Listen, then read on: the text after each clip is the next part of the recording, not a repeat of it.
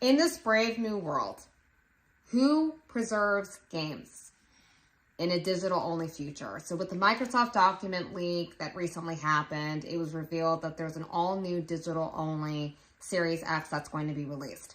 So we can see that gaming industry is trending that way, right? Over 70% of games sold on PlayStation are digital downloads, and gamers are spending more now, microtransactions and subscriptions, and they're actually spending on the games themselves. So I get all of that. The question is, it's trending in the direction of digital only, but should it be? I know it's more convenient. I know you can just sit there and just download it at home, but it does hurt the players and it only helps the companies, right? They save the money on manufacturing the discs and on physically shipping them. They can cut out the middle guy like Amazon and GameStop. So fine, it's great for the companies, but for us, if a digital storefront closes, that's already happened multiple times, right?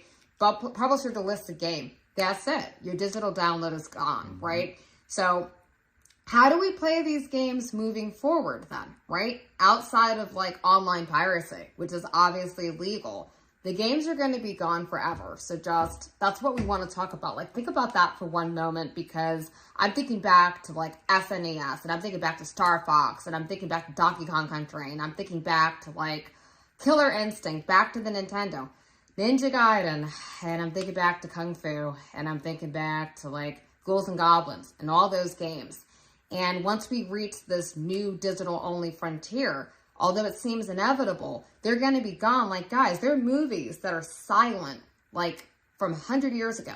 Library of Congress preserves that. Our government preserves that, right? We have books from hundreds of years ago. We have Shakespeare, right? Who preserves these games?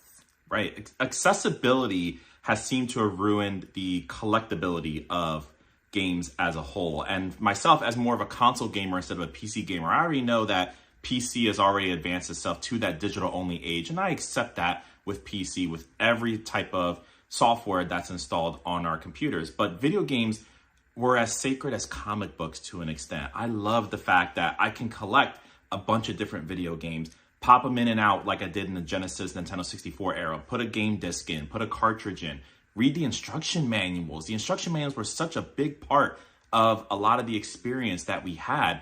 And now a lot of those things don't exist anymore. Hell, the cover art at times when you buy these games on PlayStation 5, Xbox Series X, not Nintendo Switch because they operate on a completely different level. I understand that in the Asian markets, physical media is still held sacred for sure. But in the modern era in the West and in Europe, a lot of those things are gone. When I look at, for example, the Mortal Kombat 11 box art, it's very, very simplistic. It's just Liu Kang with the Mortal Kombat logo, and it's right in your face like, hey, this is the star of the game.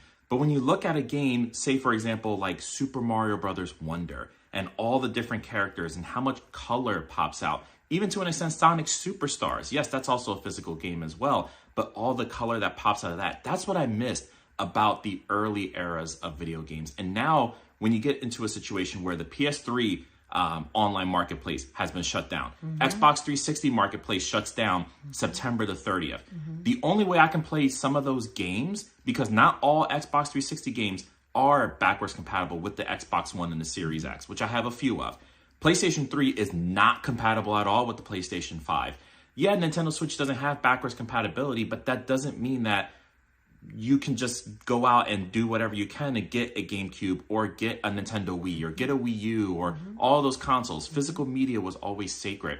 And to know that a lot of those games are going to be lost in time with no way to preserve them in this era, that really makes me sad as a gamer who loved just kind of having shelves of video games. When I see YouTube and I with want to jump in and shelves. say this too. It's not even just about us, like current us, like whatever age you are, whatever the nostalgia period is for you.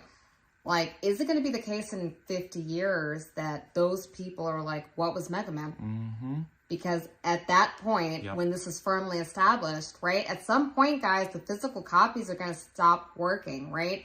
Those physical consoles that play those are going to stop working. So does it get to a point in 60, 70 years where it's like, what was Ninja Gaiden? And I don't think that's technological progress. I think that's fucking heartbreaking to lose those games forever.